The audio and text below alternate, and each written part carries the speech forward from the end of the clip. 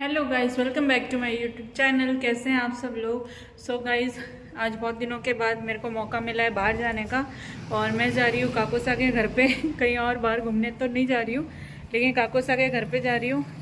और आज बहुत ही ज़्यादा ठंडी थी। पहले तो मैंने सोचा कि आज नहाना कैंसिल कर देते हैं पोपट लाल की तरह, लेकिन फिर सोचा कि नहीं यार, नहाना तो पड़ेगा। तो इसीलिए फिर मैंने बहुत हिम्मत जुटाकर मैं नहाकर आई और उसके बाद मैं अभी रेडी होकर जा रही हूँ। और आज भी देखो, मैंने हेयर्स को कॉम्ब नहीं किया है बिकॉज़ इसमें ना बहुत सारी उलझनें हो गई है। और कल हेयर वॉश करने वाली थी, लेकिन फिर थर्सडे था और आज फ्राइडे था, लेकिन बार बार लाइट जा रही थी और आ रही थी, तो इसलिए मैंने सोचा कि आज रहने ही देते हैं, कल ही हेयर वॉश करेंगे। और ये देखिए, बहुत ही प्यारा मौसम हो रहा है बेड़ा में। तो मैं बाहर आंगन में बैठी हूँ और वहाँ पर माता जी को देखिए धूप में बैठे तो धूप सेक रहे। मैं भी काफ़ी देर तक यहीं पर बैठी थी बाहरी आंगन में, और फिर मैं भी जाकर नहाकर आई हूँ। और अभी कितने 12:30 या 1 बज रहा होगा लगभग। फिर भी इतनी ज़्यादा ठंडी है और अभी हम बस निकलने ही वाले हैं। और हाँ गाइज़, मैं आप लोगों को एक और चीज़ बताती हूँ। सो गाइज़, ये है कंकु पत्री जो कि आई है हमारे गांव से। तो उसके साथ में ये पीले चावल भी दिए हैं। हमारे गांव में जब भी कंकु पत्री देते हैं ना, तो पीले चावल ज़रूर देते हैं। तो ये जो जन्मभूमि श्री राम मंदिर बन रहा है अयोध्या में, तो उसकी आई हुई है। और ये है पूरा कार्ड। और मुझे बहुत ही ज़्यादा खुशी हो रही है, बहुत ही ज़्यादा, मुझे ही नहीं सब लोगों को ही हो रही होगी, एवरी इंडियन। तो मंदिर जो बनने वाला है उसके लिए जो सो गाइस, बेड़ा के काफ़ी सारे लोग इसमें बहुत ही ज़्यादा एक्टिवली काम कर रहे हैं और घर घर उन्होंने कंकु पत्री और ऐसे पीले चावल वगैरह दिए। और 22 जनवरी को उन्होंने बोला है कि, मतलब वैसे तो सभी करने ही वाले थे, फिर भी उन्होंने बोला है कि सभी लोग घर में दीपक जलाएंगे और एकदम जैसे दीपावली अपन मनाते बिल्कुल उसी तरीके से 22 जनवरी 2024 को भी अपन धूमधाम से प्राण प्रतिष्ठा जो होने वाली है अयोध्या में, उसका सेलिब्रेशन करेंगे। और हमारे बेड़ा में तलकेश्वर जी महादेव जी का मंदिर है, तो वहीं पर प्रसादी और भजन कीर्तन वगैरह ये सब होने वाले हैं, पूरे दिन होने वाले हैं। तो मैं तो बहुत ही ज़्यादा एक्साइटेड हूँ 22 जनवरी के लिए। आप लोग कितने ज़्यादा एक्साइटेड है ज़रूर बताना, एंड कमेंट में जय श्री राम ज़रूर लिखना। और आप सब अपना ख्याल भी रखना। सो गाइस, जैसे पहले के ज़माने में करते थे कि पीले चावल जो होते हैं वो हम प्रेरणा के यहाँ पर रखते हैं, तो मैं यहाँ पर रख देती हूँ प्रेरणा के यहाँ पर। और बहुत ही बेसब्री से इंतज़ार रहेगा 22 जनवरी का। तो गाइस, ये है मेरा आज का आउटफिट ऑफ द डे। और ये वाली जो ड्रेस है ये मैंने मिंत्रा से बुक की थी, तो ये बहुत ही प्यारी है। यहाँ से एकदम अनारकली जैसा लुक है और नीचे आकर फिर कट है और नीचे ये फिर पायजामा है। तो ये वाली मैंने ली थी मिंत्रा से। इसकी प्राइस कितनी थी वो तो मुझे याद नहीं है, लेकिन मैं लिंक में ज़रूर डाल दूँगी। और इसके साथ में ये दुपट्टा भी है और बहुत ही लाइट एंड कॉटन के कपड़े में, तो मुझे ये बहुत ज़्यादा अच्छी लगी थी। एंड इसको आयरन तो करनी पड़ती है, लेकिन आयरन करने के बाद एकदम न्यू हो जाती है ये। तो ये वाली मेरी ड्रेस है आज की और मुझे बहुत ही ज़्यादा अच्छी लगती है।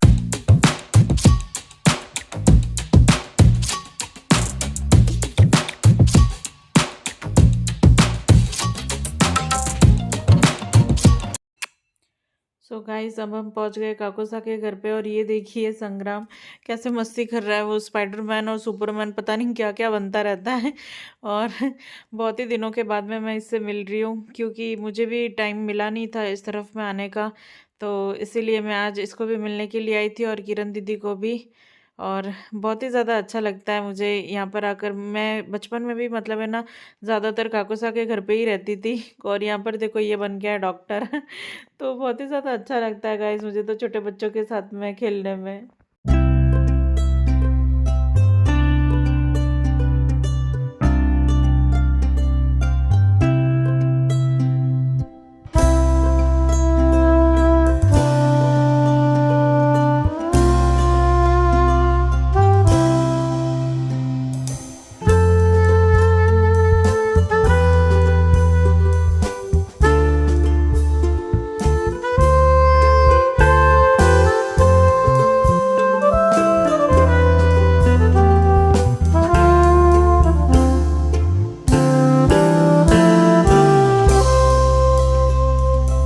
शाम को मैं और मम्मा आ गए घर पे। और फिर मैंने सोचा कि मैं हेयर ऑयलिंग कर लेती हूँ, क्योंकि थर्सडे के दिन भी मैंने हेयर वॉश किए नहीं। और फिर फ्राइडे को भी लाइट की वजह से नहीं हो पाया था, तो मैंने सोचा यार अब कल तो करना ही पड़ेगा। तो इसीलिए फिर मैंने सोचा कि नहीं, आज तो मतलब हेयर ऑयलिंग कर लूँगी ना तो सही रहेगा, क्योंकि इतने ज़्यादा टेंगल्स हो गए थे ना बाल में, बहुत ही ज़्यादा ख़राब हो रहे थे बाल। तो मुझे लगा कि अब और ज़्यादा ख़राब ना करते हुए, और मेरी बिल्कुल भी हिम्मत नहीं थी कि मैं ना मतलब उसमें से टेंगल्स रिमूव करूँ, तो इसीलिए बस मैंने ऑयल ही लगाया। और उसके बाद मैं सिंपली ऑयल से मसाज की, और उसके बाद मैं बन बनाकर सो गई थी।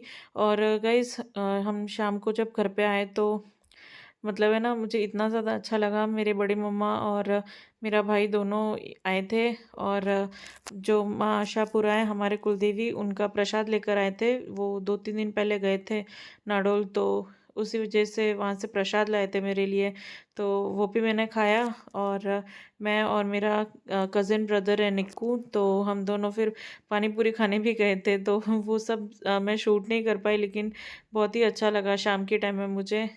और बहुत ही ज़्यादा अच्छा लगता है गाइस जब आप फैमिली के साथ में होते हो, और स्पेशली जब कज़िन्स के साथ में होते हैं ना, क्योंकि शादी के बाद में है या फिर पहले भी मतलब है ना, बहुत कम टाइम मिलता है मतलब कज़िन्स के साथ रहने के लिए। तो उस हिसाब से फिर है ना, बहुत ज़्यादा अच्छा लगता है। और अब हम जब सब मिलते हैं तो और भी ज़्यादा मज़ा आती है। एंड बहुत ही ज़्यादा अच्छा लगता है जब सारे कज़िन साथ में होते हैं तो। और योगेंद्र को मैंने बहुत ही ज़्यादा मिस किया था। और यहाँ पर देखिए, मैं लगा रही हूँ मम्मा अर्थ का अनियन हेयर ऑयल इसका इसके बारे में वीडियो भी बनाई थी मैंने पहले भी।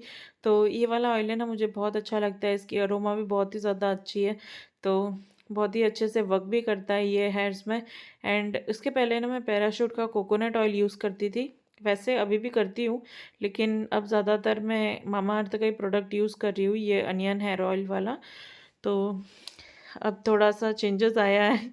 एंड मेरे हेयर्स भी ना काफ़ी सॉफ्ट फ़ील हो रहे हैं आजकल मुझे। एंड लेंथ भी बढ़ गई है। अब कुछ लोग बोलते हैं कि ये होता है प्रेगनेंसी की वजह से।